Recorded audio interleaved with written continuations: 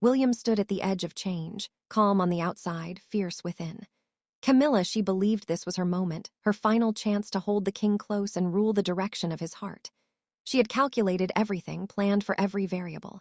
But there is an unwritten rule within these cold stone walls. You cannot stop what is coming. Fate does not scream. It whispers, and what she planned as total control turned into a mistake she never saw coming. William had watched. He had learned, and most importantly, he had waited. Now he stepped forward, not as a son lingering in the shadows, not as a prince waiting for his turn. He stepped forward as a force no one could ignore. The palace felt it. The crown felt it.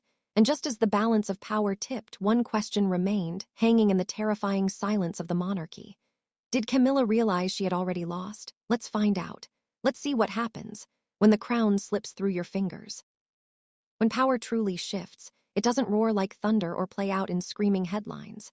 It changes like a deep ocean current, silent, cold, and deadly. Camilla stands in the center of that silence now. No one notified her of the new decision. No one sent an email canceling the meeting. It was simply that she was no longer there. A chill runs down the spine. It is the specific fear of someone who has spent a lifetime climbing to the summit only to realize the steps beneath them are rotting away. She had accounted for everything except for one variable, time. And time, it seems, is no longer on her side. Camilla understood the monarchy in ways that others, even those born into it, never could. Why? Because she was not born into it. She had arrived through side doors and back hallways, through iron patience, through persistence, through the kind of love that the world called scandalous, but she called determined. She had weathered storms that would have destroyed people with thinner skin or weaker resolve. And through those years, she learned a vital lesson. Influence is not about shouting. It is about whispering at the right moment. It is about knowing when to push and when to simply stand in the right place until the world adjusts around you. She had watched others fail at this game. She had seen people try to manage the monarchy through rigid tradition or desperate modernization. Both approaches left cracks in the foundation. What was needed, she believed, was something more subtle, a steady hand that could navigate between the old world and the new. She understood that power in this century was not about authority. It was about perception. And perception could be shaped, guided, controlled if you were patient enough. So when the moment came when a critical decision needed to be made, she did what she had always done. She waited. She waited until the room was quiet. She waited until Charles was tired enough to listen. But not so tired that he would refuse her outright. She approached the situation carefully, the way one might approach a sleeping animal, not with fear, but with respect for what it could do if startled. "You know what needs to happen," she said to him one evening. They were alone, the palace settling into its nightly silence around them. "This is not about what we want. It is about what works." Charles looked at her, and for a moment she saw something in his eyes she did not expect. Not agreement, not even disagreement. It looked closer to weariness. "I know," he said, but his voice carried a hesitation that made her pause, but she pressed on anyway. She laid out the reasoning, the careful logic she had constructed over weeks. She explained why this particular choice, this particular direction would stabilize things, would quiet the critics, would give the monarchy the breathing room it desperately needed. She was persuasive because she believed it. Every word of it, this was not manipulation. To her, this was protection. "It will work," she told him. "Trust me." And he nodded. He had agreed, or at least she thought he had. But in the days that followed, something shifted. Small things at first. The way certain meetings were scheduled without consulting her. The tone of conversations she was not quite invited into. She noticed Charles speaking more often with advisors she had not recommended, making calls she did not overhear. None of it was dramatic. None of it was a confrontation. But it was there, a pulling away, a distance where there had never been distance before. She told herself it was nothing. He was king now. He had responsibilities she could not always be part of. That was natural, expected even. But the feeling persisted, a nagging sense that something was slipping through her fingers. One afternoon, she walked past a room where Charles was speaking with one of his private secretaries. The door was not fully closed, and she heard her own name, not loudly, not angrily, but in a tone that suggested evaluation, consideration, as if she were a factor in an equation rather than a partner in a marriage. She stopped walking. Her heart did something strange, something it had not done in years. It raced just slightly. She did not enter the room. She did not interrupt. She simply stood there, listening to the silence between the words, and she understood. He was not following through. The decision they had agreed upon, the direction she had so carefully laid out, was being quietly dismantled. Not with drama, not with an announcement, but with the slow, methodical care of someone changing course without wanting to admit it. That evening, she tried again. She brought it up gently, as if reminding him of something he might have forgotten. "About what we discussed," she said. "Have you made progress?" Charles looked at her, and this time there was no weariness. There was something harder, something resolved. "I am handling it," he said, "in my own way." The words were polite, but they were also final. She felt it then. The tectonic shift, the realization that the power she had wielded so carefully for so long was no longer hers to wield, not because it had been taken from her, but because it had stopped working. Because influence, no matter how subtle, only functions when the other person is willing to be influenced. And Charles, for the first time in longer than she could remember, was not willing. She smiled. She nodded. She said something gracious and left the room. But inside, something cold and unfamiliar settled into place. Fear, perhaps, or something worse.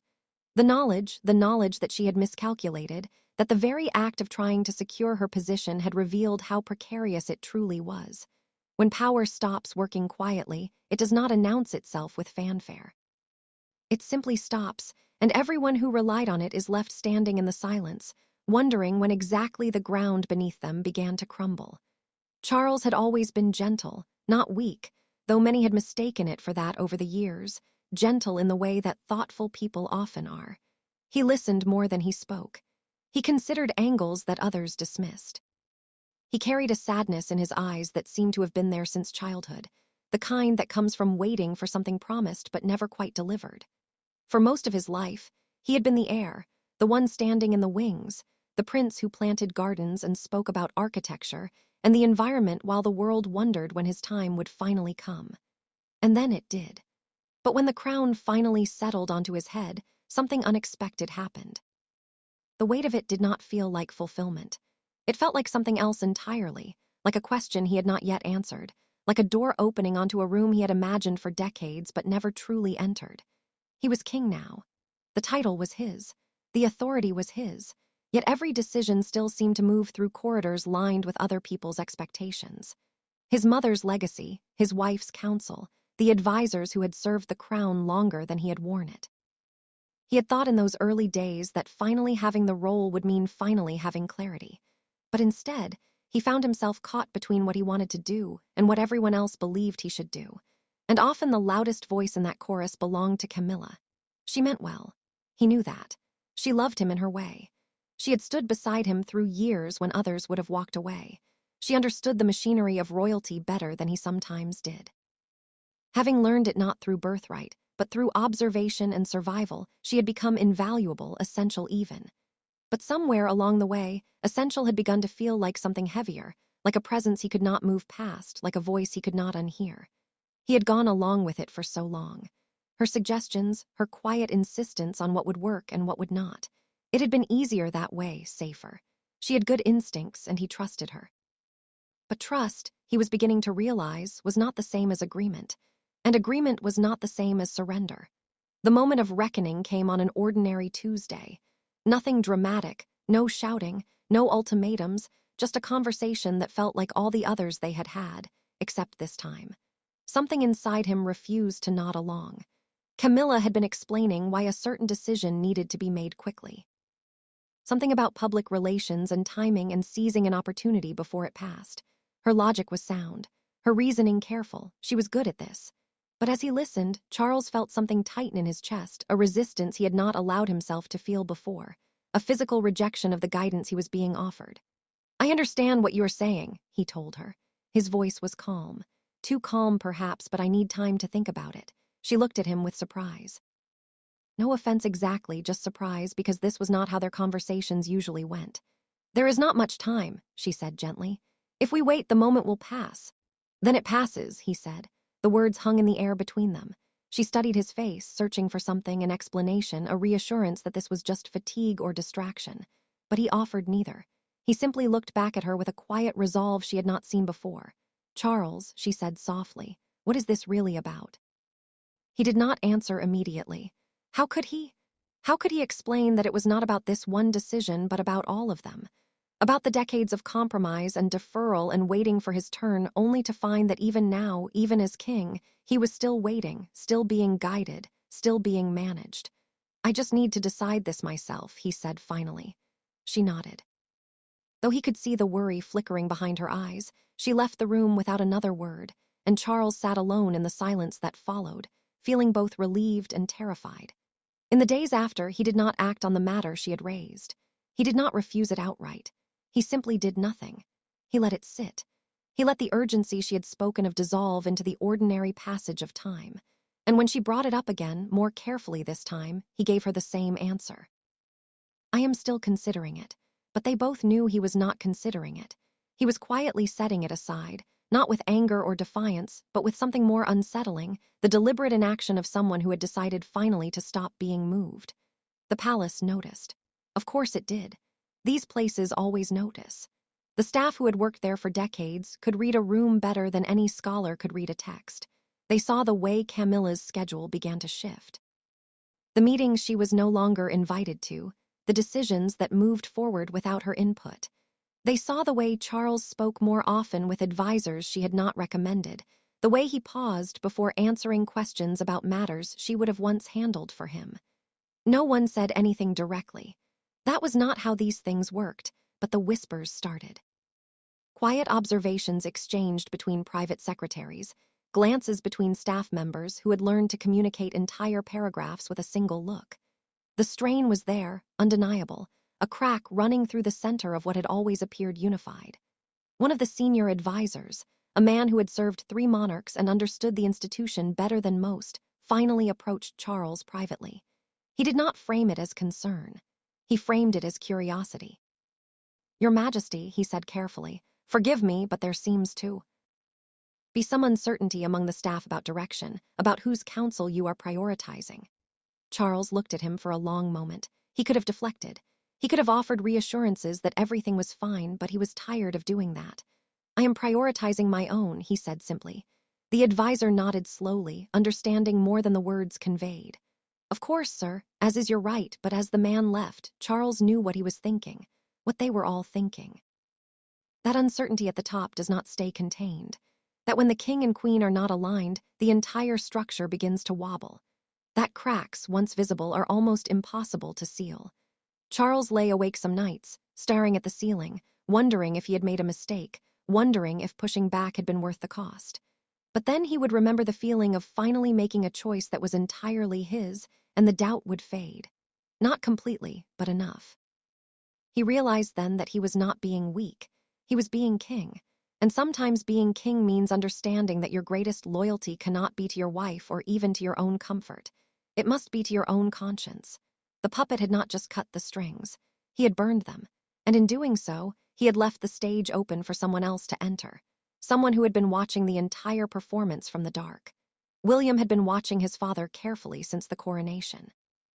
He watched the way Charles carried the weight of the crown, the way decisions seemed to exhaust him, the way every choice appeared to pass through multiple filters before reaching the light of day. And he had been watching Camilla, too. He saw the way she moved through the palace, the way her suggestions became decisions, the way she had over years woven herself so deeply into the fabric of the institution that separating her influence from Charles's own judgment had become nearly impossible. William understood what she had done. He did not resent it. Not exactly. She had survived in a world that had tried to reject her, and survival required strategy. But he also understood something else. Her influence, however well-intentioned, was not aligned with what the monarchy needed next. He saw the cracks forming before anyone else did.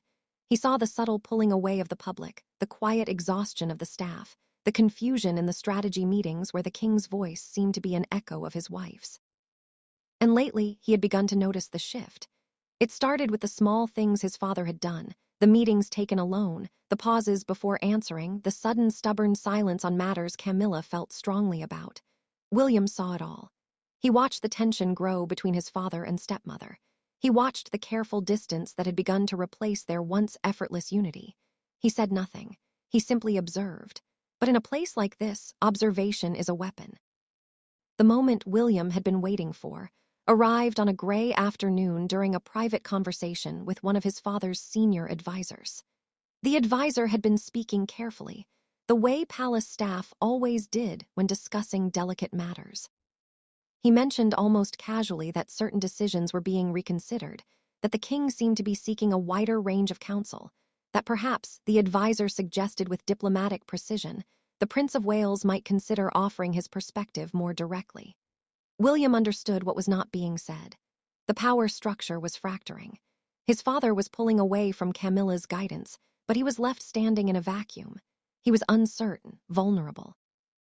And in that vulnerability lay an opening, not a dramatic one, not something that required confrontation or force, just a space, a quiet, empty space, where William could step forward deliberately and begin to shape what came next. He thought about it for several days, not because he doubted himself, but because he knew that once he moved, there would be no going back. This was not about ambition in the petty sense. It was about positioning. It was about ensuring that when his time came, whenever that might be, the transition would be smooth, that the monarchy would not stumble, that his children would inherit something stable rather than something fracturing. So he acted, but he did it in a way that felt natural, inevitable even. He began attending meetings he had previously left to his father. Not all of them, just the important ones. He offered input where before he might have remained silent. His suggestions were thoughtful, carefully considered, and framed in ways that supported his father rather than challenged him. But they were also clear, definitive, the voice of someone who understood power and was no longer content to simply wait for it. "I think we should consider this approach," he said during one particularly tense discussion about royal duties and public appearances. His tone was respectful, but his words carried an authority that had not been there before. It addresses the concern without compromising the institution. Charles looked at his son, and for a moment something passed between them. Not conflict, not even surprise, just recognition, the understanding that the balance had shifted, that William was no longer simply the heir and waiting. He was stepping into the space that Camilla had once occupied, filling it with his own vision, his own priorities. The advisors in the room noticed immediately. Of course they did.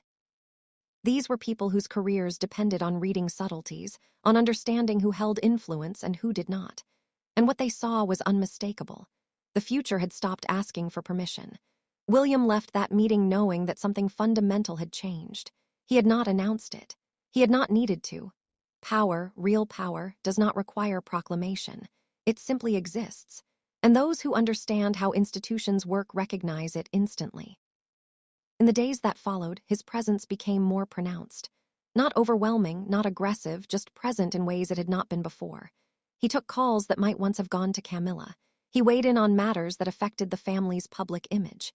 He began very carefully to build relationships with the key advisors who would one day serve him as king. Camilla noticed, though she said nothing. What could she say? William had done nothing wrong. He had simply stepped forward. But she understood what it meant. She saw her own influence being quietly replaced. Not with hostility, but with something more permanent, the future. Charles noticed, too. He saw his son moving with a confidence that both impressed and unsettled him because he recognized it.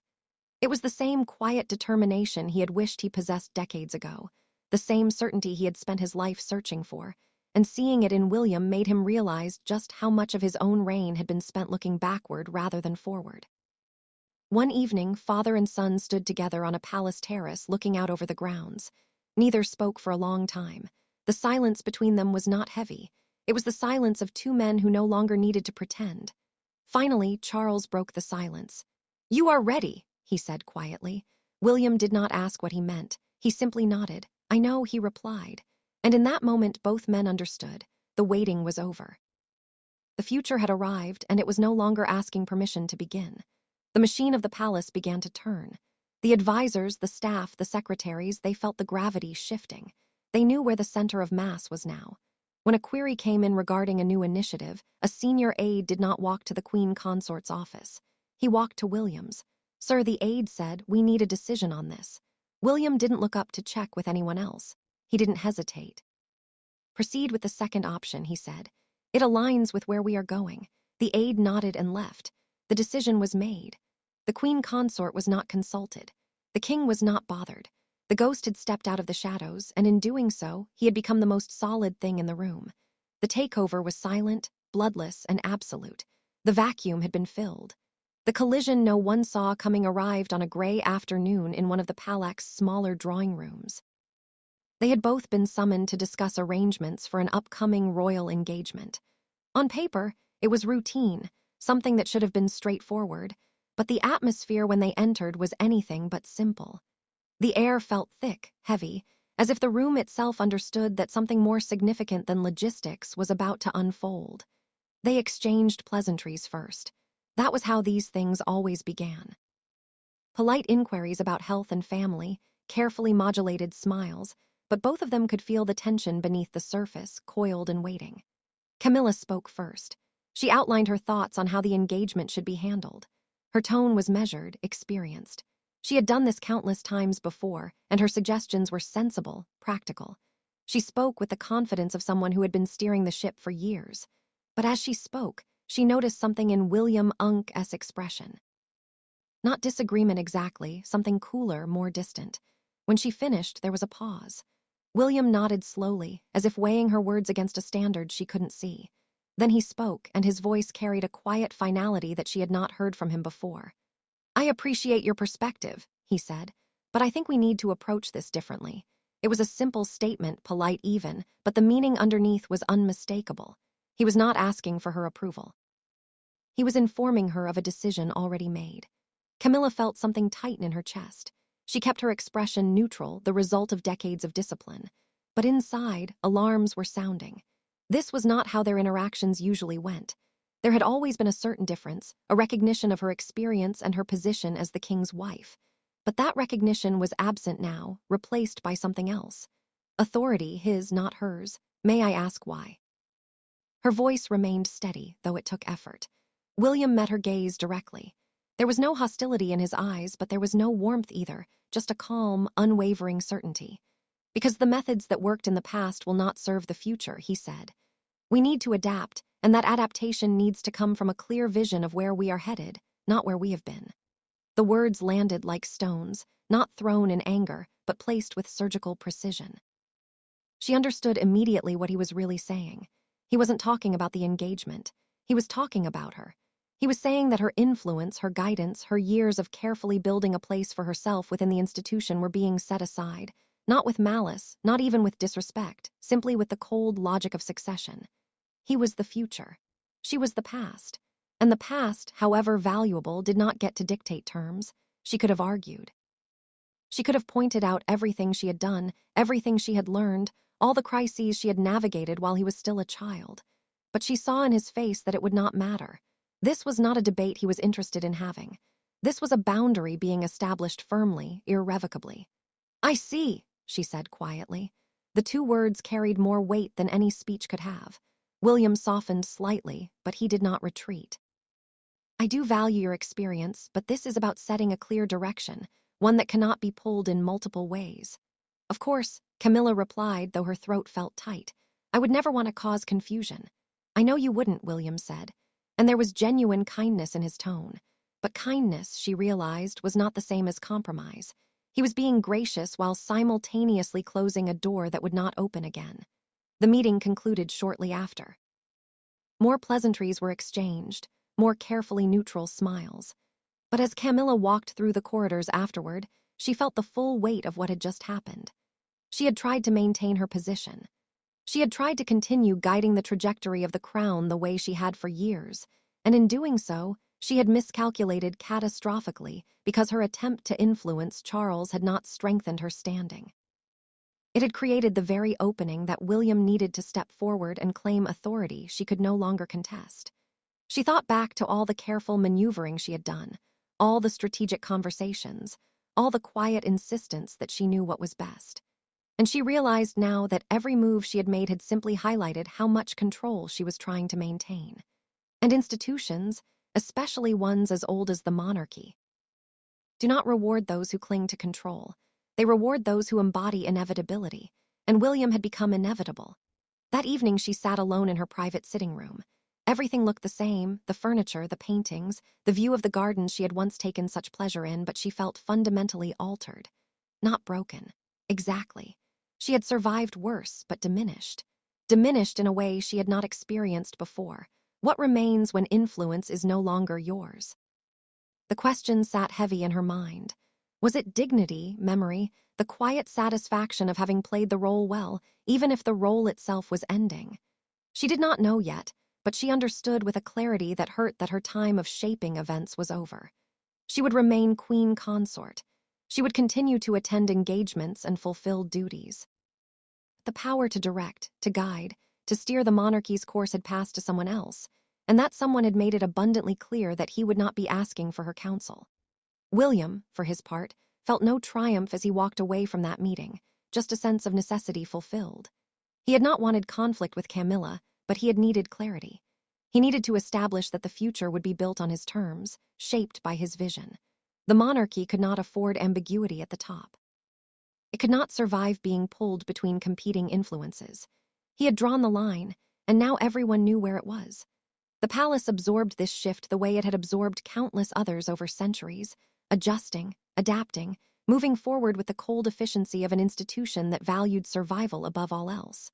Some doors closed, others opened, and life continued as it always did in the shadow of the crown. But the era of the whisperer was over. The era of the heir had begun. The palace has always been good at pretending nothing has changed. Flags still flew at the same height. Guards still marched with the same mechanical precision. Tour continued, ceremonies proceeded, and the public saw exactly what they had always seen: continuity, the steady, unchanging face of the monarchy. But inside those ancient walls, everything had shifted. It did not happen with a proclamation. There was no press release announcing a transfer of authority. It happened with the subtle efficiency of an institution that understood one thing above all else. Survival means adaptation.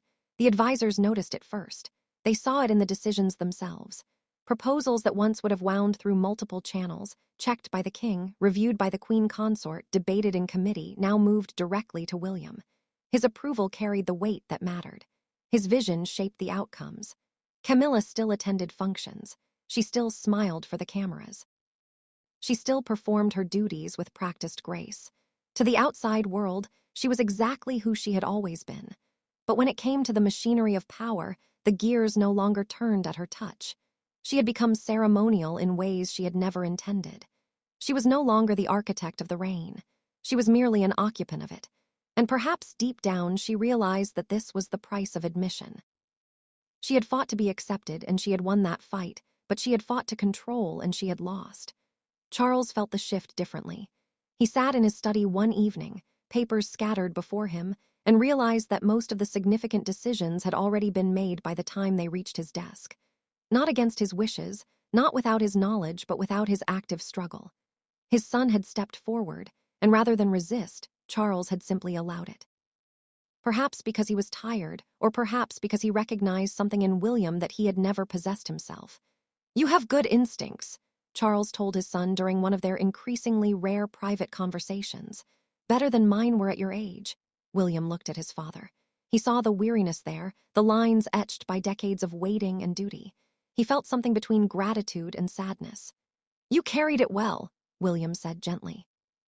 "You did what needed to be done," Charles smiled faintly. A smile that didn't quite reach his eyes but held a strange sort of peace. "I carried it," he said. "You will carry it better." It was not an abdication, not officially, but it was an acknowledgement. The future had arrived early, and Charles had made peace with it. William understood the magnitude of what had happened. He had not seized power. It had been given to him, or perhaps simply recognized as already his. The palace had reorganized itself around him, the way water flows around obstacles, finding the path of least resistance. He was on that path now. He was the center toward which everything moved. He thought sometimes about his grandmother Elizabeth, about how she had held the crown for decades with unwavering dedication. He thought about his mother, who had understood instinctively how to connect with people in ways the institution never could. And he thought about his father, the man who had waited so long, only to find the role heavier than he had imagined. William carried all of them with him as he stepped forward, not burdened by their legacies, but informed by them. So when the future arrives early, who truly wins? The question has no simple answer. Charles had gained relief from expectations he could never quite meet. Camilla had lost influence, but she had kept her dignity. She remained in the palace, a survivor to the end, even if she was no longer a ruler. And William had inherited authority before inheriting the throne itself. But the real winner was the institution, that ancient breathing thing made of stone and history. It had done what it always did. It sensed instability. It sensed a crack in the foundation and it corrected course. It chose the strongest option. It chose the longest timeline. It chose the survivor. The story of the palace is not a story of romance or even a family. It is a story of a machine that must keep running no matter who gets caught in the gears.